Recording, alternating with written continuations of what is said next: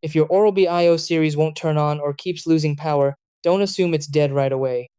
Across models like the IO4 through IO10, most power complaints are actually charging related, not battery failure. The first thing to check is the charging setup. Make sure the handle sits flat on the magnetic base and that both charging surfaces are clean and completely dry. Even a thin layer of toothpaste residue can interrupt the connection. Try a different outlet and confirm the adapter is firmly plugged in.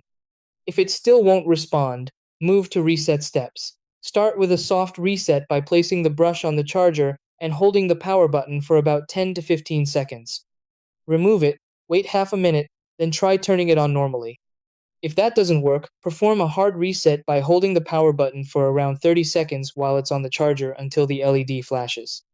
For stubborn cases, allow the battery to fully drain, then charge it continuously for 24 hours without interruption. If the brush still fails to power on, especially within the first 12 to 18 months, it may qualify for warranty service.